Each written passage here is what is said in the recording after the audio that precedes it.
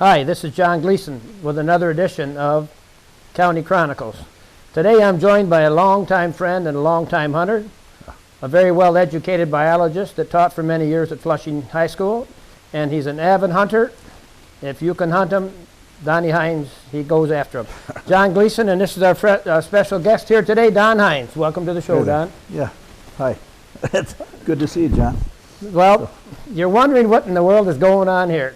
It's not Thanksgiving, but we have a lot of turkeys around us because this is one of the most important hunting seasons, believe it or not. Most of the hunting goes on in the fall, but this is one of my favorites that is happening in the great outdoors of Michigan today. It's very, very common if you drive around the countryside in at today's season that you will see a turkey out in the field. Quite often you see one like the one here behind us that's all fanned out, plumed up, because the mating season is underway right now in Michigan for these great turkeys.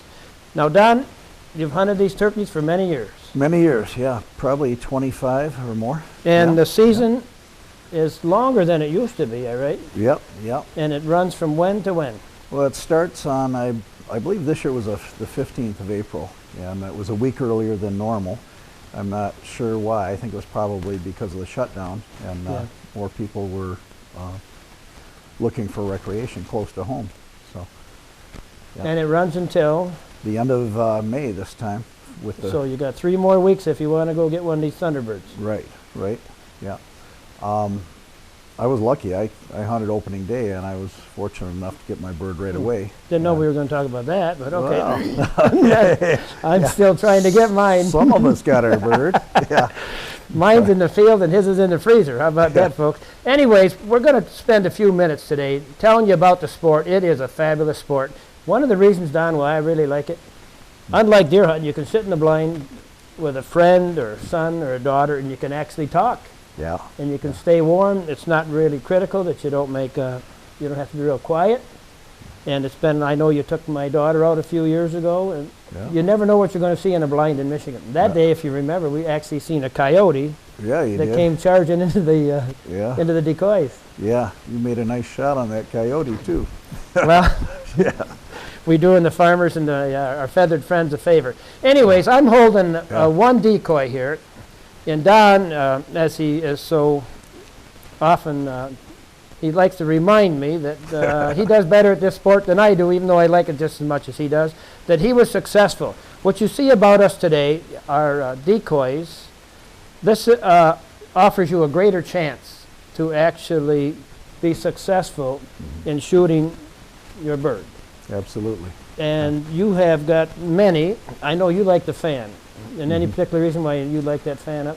Yeah, the toms, especially big toms, are very territorial, and when they spot that fan across the field, because we hunt mostly the edges of fields, but when we put that out there, that tom usually forgets all about the hens. He wants to fight, and he comes strutting in. Sometimes he's very sneaky.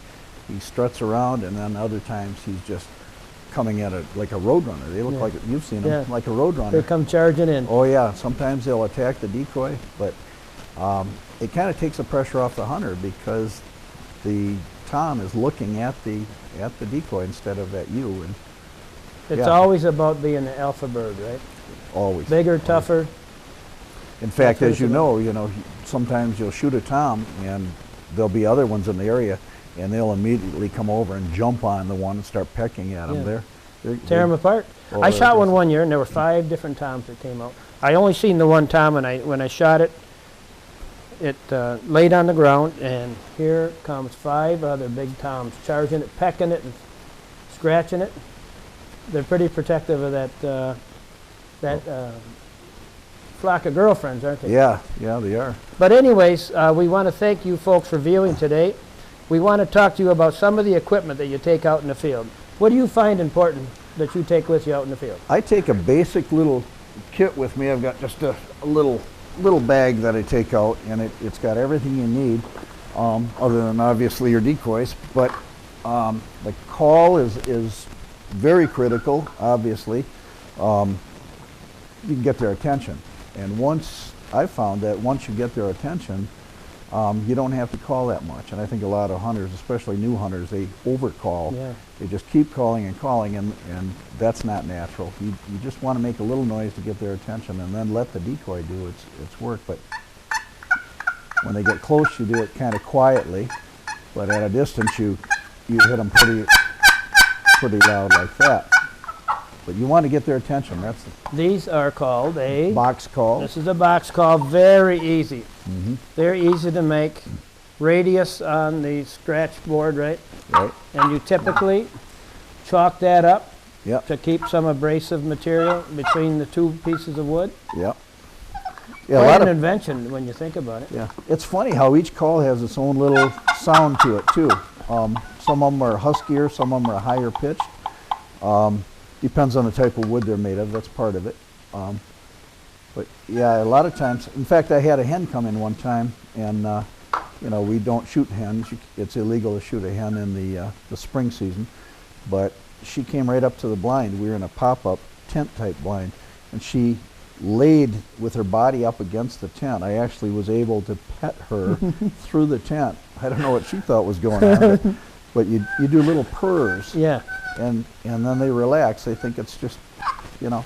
And they cluck a lot. Yeah, they cluck a lot. The hens Yep. seem to have more of a variety. Yeah, they Don't do. they chatter? Yeah, they do. I forgot my diaphragm frame today.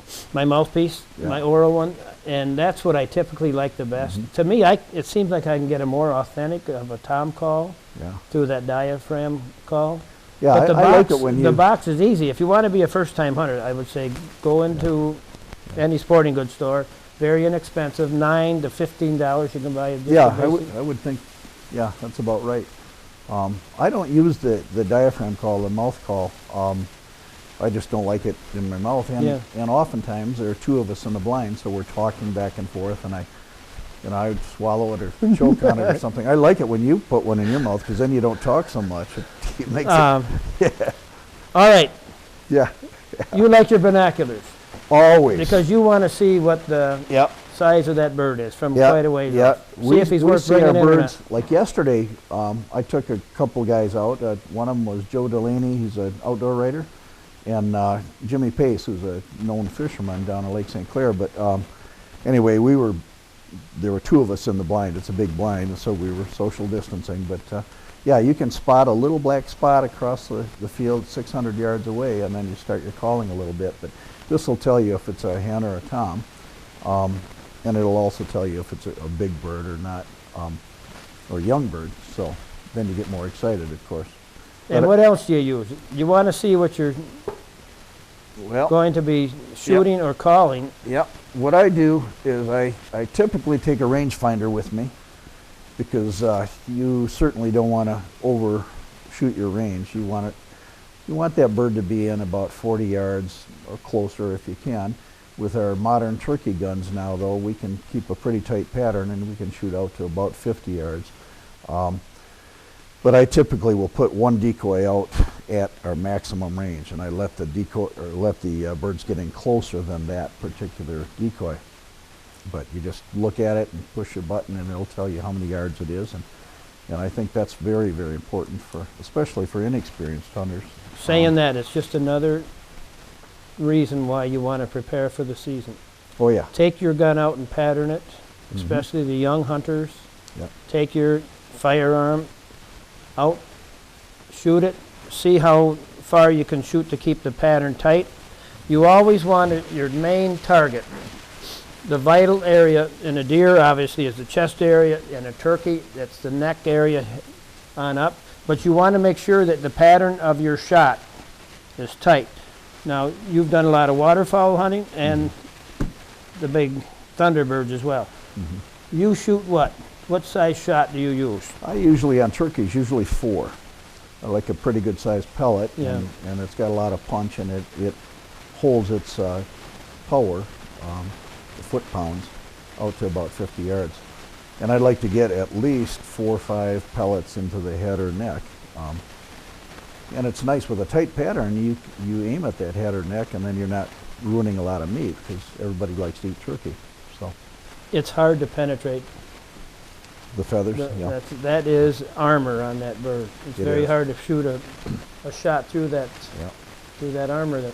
How about your decoys?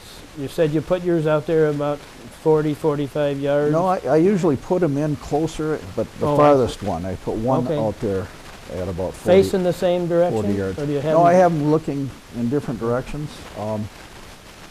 You know, some people think you should put them all going in the same direction because they'll graze across the field, Yeah. just pecking away. But since they're not going to be moving, typically I want them, you know, just being relaxed and looking in a lot of directions. Yeah. We have several decoys here tonight, and what this is the many different materials and many different price ranges for what it would cost you to get started in the turkey hunting game. This is styrofoam, and what this one actually belongs to our son. But what I like about this styrofoam one, it really moves in the wind. Yeah. It spins quite easy because the styrofoam is so light, and you put it on to a stick that keeps it upright, and it spins so nice it actually seems like it's a little bit more active Yep. and gets the bird's attention. Another Hard nice, plastic here. yeah. Another nice thing about the foam ones like that is they collapse right down too, and you can put, you know, 5 or 6 of them in a decoy bag with Yeah. no problem. Whereas the big full-bodied guys, they take up a lot of space. This might be the only bird I get this year. It could be. Yeah. I don't know how You you're know gonna me cook too it, well, but don't you? a turkey jerky. And this is another model here, and what you can feel how soft that material. Yeah, yeah. It seems. Yeah, these are good too. Yeah. And this is a Jake with the short beard on it. This is called a beard. It's almost like horsehair, like from a horse's tail or a mane. And that would be a bigger one, a more dominant type of bird. That's a pretty full beard. That would be pretty much a shootable bird if it were a real bird. But look at the detail of the feathers on that one. They've come so far in the last few years. That, of course, those are more expensive. Those are $70 or... My wife doesn't realize that, Don. She didn't know what this cost. Did I say 70? I think I got this at a garage Yeah. sale for about $11 Yeah, yeah, a couple years ago. yeah, Same excuse she uses with her new dresses. When she buys a new dress, she yeah. said I got that at a garage sale. I think for like $20. So this was I see. about $11 at the local garage sale. But what do you like to put out? How many you like to? I put out 6 or 7 typically, depending on if I'm hunting alone. A lot of times when I hunt alone, I'll just put maybe 3 out or so. And I like to break them up into a couple of groups, have a little space between them. But yeah, you don't need to overdo it. It's not like ducks where typically the more ducks you put out or geese, the better. But half a dozen is good, and you can get by, like I said, with 2 or 3. You know, if I only could put out one bird, I would put a tom out with the fantail, but I'm preferential to those. Now, these are the decoys. Important or not, if you find an area where you can hunt, can a young lad and his dad go out and hunt without a decoy? You can. A They're call, definitely an just a call, advantage. Yeah, $15 call box. Yep, you can get into it for minimal expense. A lot of people hunt what's called run and gun, where they'll get out there early in the morning, it's still dark, the turkeys would be in their roost, and then as they come down off the roost, they gobble, so you'll hear them at sometimes half mile away, and then you get in and you try to get as close to that area as you can, and then usually you sit with your back up to a tree and then do some calling, and then of course they'll want to find you. That's really challenging, and also if you're hunting public land, I think it can be a little more dangerous too, because you've got, you're out there, you're wearing camouflage, you can't wear orange because the birds can see orange, and I'm hunting on private land, so it's not. Okay, let's transition into that camo. Mhm. I try to cover up as much as I can. These turkeys, even though you see them and you think that you're close to them, quite often you're really not. That's where the rangefinder comes in also. Right. But I like a full body of camo, face, everything. When I jump in my blind, I keep my mask off until I see birds. When there's action, that's when I fully cover. I think it's important that you wear gloves. I wear gloves. I want my hands covered because of the white flash. Right. Your face, you want to cover that up, especially if you're out there in the morning and you're facing to the east and that sun starts hitting that Oh, yeah. that face and you start seeing some glare. Yeah, your face will show right up. Last night when I was, guiding these buddies of mine, one of them had glasses, and the reflection off the glass was noticeable. I said, hey Joe, you've got to cover up. Yeah, you look better when your face is covered. And I just wear, people say, well, what kind of hat do you wear? I wear the one that's given to me. Yeah. This was given to me by the local shop here in town. Our good friends Tom and Brian Wright over there at Over at Williams gun yeah. site. Yeah. So if you give me a hat, folks, I'll wear it. But Yeah. I got this from our good friends over there off Irish Road, Yeah. Williams. They do a lot for young kids, and we do a lot of hunter safety classes Yeah. over in their facilities. But if you want me to wear your hat, then give me one. I wear a hat a lot always when I'm hunting, and obviously with white hair, I glow in the dark practically, so I wear a hat, and I usually wear a mask too, you'll just see my eyes. Yeah. Yeah. What else should we tell the viewers tonight about this show here tonight? Safety? I wanted to mention safety again. A lot of times, if you're hunting on public land, I recommend that you use a decoy bag that's usually a blaze orange, so people will see that going through the woods. Never have red on when you're out there because, as you can see on some of these decoys, the red shows right up, and some hunter can hear it squawking and hear that turkey, and then he sees a little bit of red over there. You could be in danger, so you have to be very, very careful. Teaching hunter safety, that's one of the most important.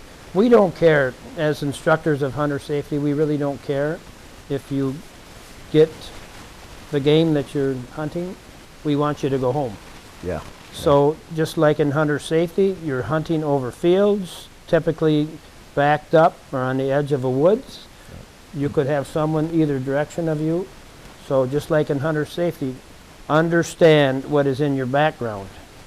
Keep your finger off the trigger until you're determined to take that shot, but always understand what's behind you. Fingers off the triggers, understand what the background. And you saw that video of the one I shot opening day this year. No, I don't remember seeing it. Yeah. Did you get one? It was a big one. You ought to try hunting sometime. Yeah. But the deer came in. There were a bunch of deer that came in behind it, and I couldn't shoot the turkey because there were deer in the background, Right. and you certainly don't want to put some pellets in a deer. I remember. Maybe that'll be part of our show. Yeah, that would be good. 5 or 6 deer came Yep. behind your Tom. Yep, and they actually came in. Didn't know you could hunt it at a zoo, but all right. Yeah, they Must have been a petting zoo. yeah, pretty much. But they came in with the turkey. I mean, they literally walked across the field with the turkey. It was a pretty interesting thing, but I had to really pick my shot and be very careful. And again, if you were hunting public land, you could have a turkey coming in, and there could be a hunter in full camouflage in the background somewhere, and so you really have to know what you're shooting. All right, let's jump into methods, Yes. because it's really like any other sport that you want to engage in. I've got to tell you, the Sticks and strings. first turkey I shot, I used a shotgun, and because I was brand new at it, and I had watched a turkey hunting video, and I thought, I can call, just sound like those guys on TV. And then, so I took a shotgun out and got a turkey right away, great big turkey, 30-pounder. And after that, he I always thought, gets great big ones, guys. Yeah. If you had, but after that, I thought, this is too easy. This is too easy. So I thought I'm pretty serious bow hunter, so I thought I'd try it with a bow, and sure enough, I was lucky enough to shoot one with a giant, bow. giant. It was giant. Turkey, yeah. And then the next year, though, I shot one with a bow. Another giant one. Oh, it was huge. It was incredible. Yeah, barely got in the trunk. Yeah. But when you use a bow, you need to make a really good kill. You need to break that bird down because they're tough birds. And I put an arrow through one, zipped right through it, and it flew off. I never did find the bird. I tried tracking it like a deer. And impossible. Yeah. So I've gone back to using a shotgun. It's just much more effective. In fact, I put a scope on my shotgun. And now that bird can still be in the brush a little bit. And with the naked eye, you can just see a little bit of red now and then. And you can see it with your binoculars, but you couldn't get a shot. But with that scope, you put it on there and you can see that head right there, and boom, you shoot, and it's a dead bird. Another big bird. Methods. They've kind of transitioned. Turkey hunting has pretty much taken the same course as deer hunting. Yeah. A lot of people, they start using the firearm, and then they transition into archery. Mm-hmm. And then as many folks get older, folks our age, now that's the only hunting that they'll do for deer is archery. They don't even take the firearms out anymore. Right. And they're transitioning into archery. The crossbow has been just a fabulous tool to extend your hunting opportunities. If you're like us old guys, got shoulders busted down, that you can't pull back a recurve and you can't pull back a compound, but you can shoot that crossbow, fabulous. Yeah, it's changed things. In fact, they actually have broadheads now that are designed for turkey hunting. They're about a 3-inch spread on that point, so you still aim at the neck if you can, or the Is that head. a mechanical head? No, they're actually a fixed blade. They're 3-blade, and in fact, one of them goes by the trade name Guillotine because it's pretty effective, but you still have to hit the neck. But the good thing about that is either it's a clean hit or a clean miss. You either kill it or you miss it completely. So that's a good thing. Real quick, we're going to come to an end here with this show. I want to thank the viewers for watching this. I hope you have as much fun as we do. Really one of my favorite pastimes. Because of the time of year, you have months between deer hunting. This is the next opportunity for me to get out in the woods. I don't small game hunt anymore, but I always get excited when big bird time comes. But just very briefly, you taught biology at Flushing High School a number of years. Mm-hmm. The turkeys with the Wild Turkey Federation, National Turkey Federation, probably one of the most successful replanting programs regarding outdoor and wildlife success. Absolutely. With the wild turkey here in Michigan. Yep. When I was a kid trying to grow up at Houghton Lake, they stocked turkeys near Prudenville, and it was a big deal, and there was a huge fine if anybody poached. And the turkeys did really well up there, and then they used some of those turkeys, they'd live trap them, and I'm sure they did it in other parts of the state, but then they'd release them throughout Michigan. And Holly, that's where I normally hunt, has a lot of state land, and then also there are a lot of big farms there, and the DNR used one of the private lands, 2,000 acres, to stock it with turkeys, and they took right off. And eventually, now we've got all kinds of turkeys. I see flocks of 70 or 80 in the winter sometimes. Isn't it amazing what you see? And you wonder, what in the world are they eating? Yeah. You see a barren field and a large, very, very large flock of turkeys. Did you ever help? Did you ever help with the planting? No, I never helped with the releasing. No. I really want to do that one day. That's on one of my bucket lists. Yeah. So anyways, folks, we want to thank you for watching today's Community Chronicles, County Chronicles, with our guest, Don Hines, Master of Science and Master of the Woods and Water. Thank you for being here today. You're welcome. We want to Thanks for having thank the me, John. Michigan DNR and the Wild Turkey Federation. Please take the time. Get out in the woods, get out in the field, get on the water with your friends and your family, but most importantly, take a young person, and probably more important to that, I know it would be important to that particular person, if you can take a special needs person into the outdoors with you, please do that. Now, if you take a minute there, Don, show them what can happen if they are lucky enough to shoot one of these birds. Yeah. Watch that. I know a young gentleman who shot this turkey. This is a nice... Did you ever have him as a student? No. That was Hopefully we can- our son's Yep. first turkey, Yep. and we mounted it for him. It was an exciting day. We were actually hunting with Tom Wright from Williams when that bird was shot. And if this is a reminder, when you said watch for the red and don't wear the red when you're out turkey hunting, look at how Yeah. blazoned, Yep. fluorescent that the head on that turkey. That's in full mating season right there. Yep. This And is a that- nice bird, and it got 9 or 10-inch beard. That's a pretty good bird. That was an exciting day around the Gleason house. I'll bet. Okay, folks, get out in the woods and be safety. Yeah. Safety number one. God bless. Be safe.